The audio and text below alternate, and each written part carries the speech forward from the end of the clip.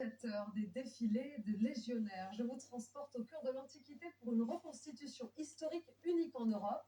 Et c'est à Nîmes que nous allons pour assister aux Journées romaines. Un événement qui fait le plein chaque année avec pour cette édition comme point d'orgue un spectacle dans les arènes sur la vie de Spartacus, l'esclave qui défia Rome. Lucie Berdet et Sylvain Dobat. Bienvenue à Nemosus, cité modèle de la Rome antique.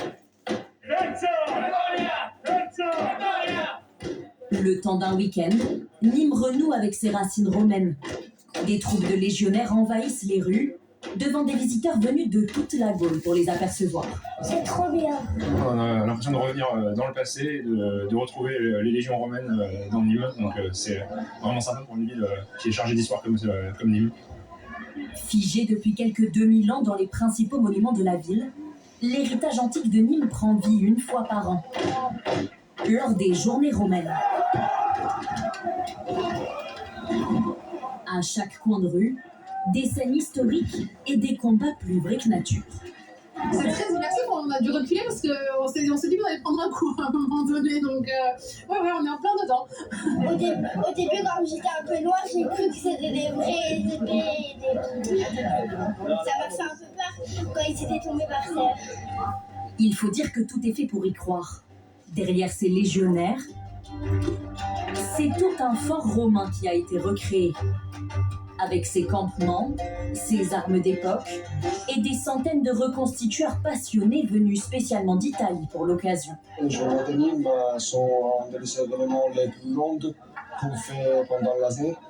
En fait, c'est une semaine, on vient ici, on construit le camp et on montre tout ça.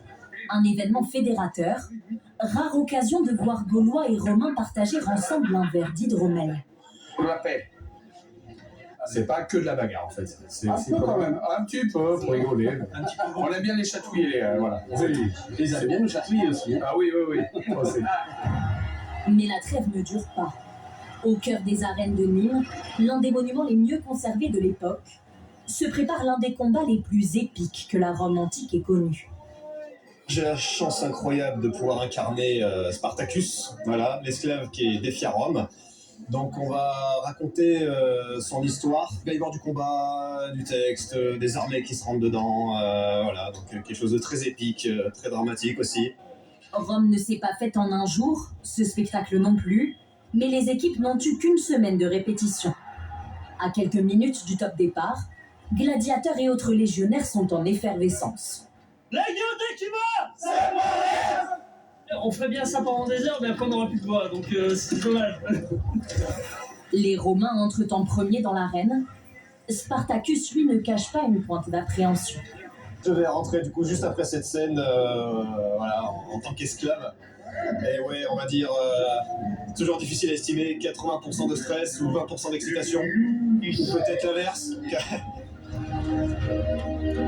Pendant plus de 2 heures de représentation, quelques 500 reconstitueurs, cascadeurs et cavaliers se succèdent dans les arènes, devant un public conquis. Les cascades sont bien réglées, c'est très crédible.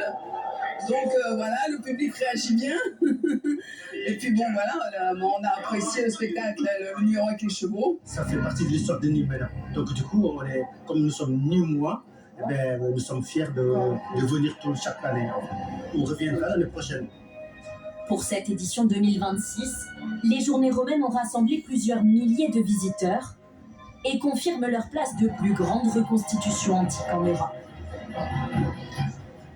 Allez, on oublie la toge ou l'armure pour l'expérience.